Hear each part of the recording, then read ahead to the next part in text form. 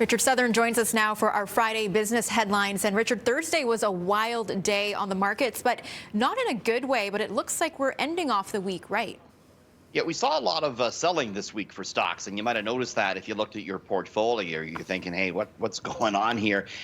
Things have gone so well the past 11 months. Like, stocks have gone straight up. But the last week or so, cracks started to form. What's happening, Melissa, is that the big underpinning for the market the past year, cheap money, is starting to go away. Interest rates are starting to rise. That's making investors nervous. We're also seeing a rotation out of the stocks that have done well the past year, like Peloton. Remember, everyone wanted the Peloton bike because they're stuck at home.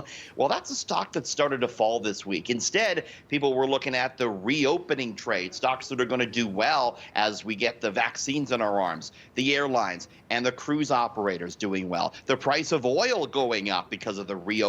And that means we're going to pay more for gas. It's going up a penny tonight in Toronto, 3 cents perhaps on Sunday.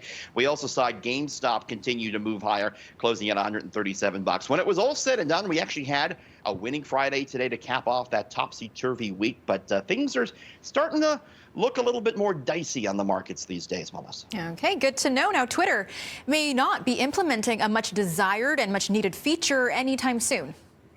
What do we want? You use Twitter. What do we want on Twitter? That undo button. Give me that undo button because I always have typos. Me too. I'm a typo guy, and I hate it. And then people are emailing me, hey, you missed this word, you misspelled this word. We want the edit button.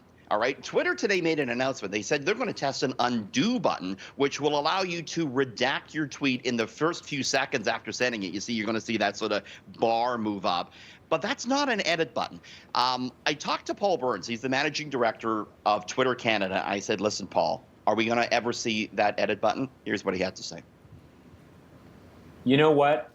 Perfection is overrated. And I think there is a beauty, and I think this is philosophically what we believe. There is a beauty in imperfection. We're all imperfect people. We all, tweet a conversation. It's not going to be this perfect, pristine view of the world. But you personally, you don't think we need one? I don't think we do. No, I don't think we do. And I think, Twitter is a public conversation. And if errors are made, I can see why people would want one. Like, I get it. But yeah, I don't think it's in the spirit of what Twitter was designed for. Melissa, I hope for my sake there is beauty in imperfection, but it doesn't sound like we're getting that edit button, does it? I think we should just forward the emails that we get about our typos over to him, and he can deal with it then. How about that? The Twitter trolls, they don't think there is beauty in imperfection. No. I have proof of that, that's for sure. And a huge rock band is doing something really different with their next release. Kings of Leon, their next album is going to come out in the form of a non-fungible token, an NFT. What on earth is that, you ask? It's a type of cryptocurrency, but instead of holding money, it can hold an asset like art or tickets, or in this case, music. It operates on blockchain, which is this, publicly accessible, transparent network. This NFT album from the band is priced at $50. Experts say this could be the next big thing. It's a whole new world out there, Melissa.